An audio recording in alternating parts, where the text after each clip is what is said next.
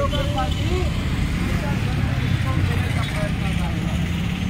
सौर ऊर्जा तुमच्या शेगाव तालुक्यात झाला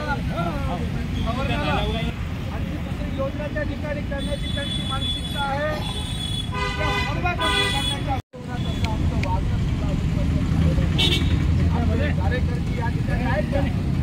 कुठे आहेत कार्यकर? गाडेकर इकडे या. मोर्चा सुरू व्हायचा तरी तुमची माझी भेट होती. मागून कार्यकर्ते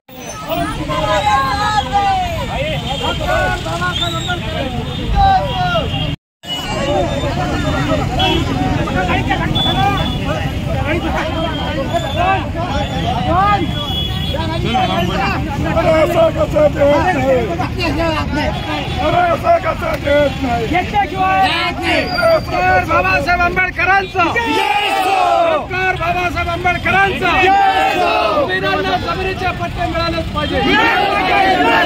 शेतकरी व भूमिरांची कर्जमुक्ती झालीच पाहिजे. शेतकरी व भूमिरांची कर्जमुक्ती झाली पाहिजे. अत्याचार थांबलेच पाहिजे. जमीन सरकारी है. प्रदीप भाई तुम आगे बढ़ो. प्रदीप भाई तुम आगे बढ़ो.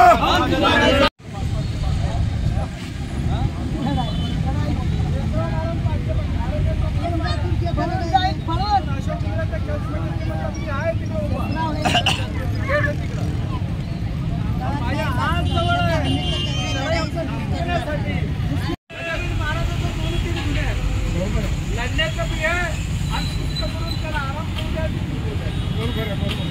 असे काही गुन्हे आहेत त्याच्यामध्ये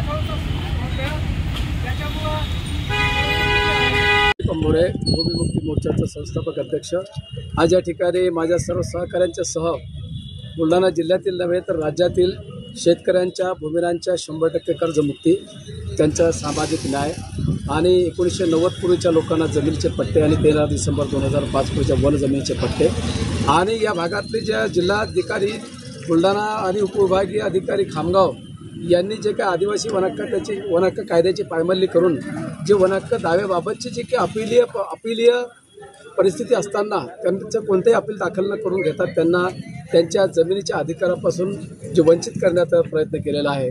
आधी या मागण्यासह इतर ज्या अन्यायाच्या अत्याचाराच्या मागण्या बाबतीत आज या ठिकाणी प्रशासन आणि सरकारविरुद्ध जेल भरून रास्ता रोको आंदोलन करण्यात आलेलं आहे. आमचं सरकारला सांगणं आहे की शेतकऱ्यांच्या शेतावर राबणाऱ्या कष्टकरी भूमिरांचं सुद्धा शेतकऱ्यांच्या कर्जमुक्तीप्रमाणे भूमिरांचं कर्जमुक्त झालं पाहिजे. त्यांना जमिनीचे पट्टे मिळाले पाहिजे. वन जमिनीचे पट्टे मिळाले पाहिजे. घरकुलांना 2.5 लाखापर्यंत आर्थिक मदत मिळाली पाहिजे. आदी सर्व ज्या निवेदनातील मागण्याच्या संदर्भात जर 10 ऑक्टोबरपर्यंत जर राज्य सरकार आणि जिल्हा प्रशासनानं जर कारवाई केली नाही तर 11 ऑक्टोबरला संपूर्ण जिल्हाभर जेल भरून रास्ता रोको आंदोलन करण्याचा इशारा आज या ठिकाणी आंदोलनाद्वारे दिलेला आहे. ठीक आहे.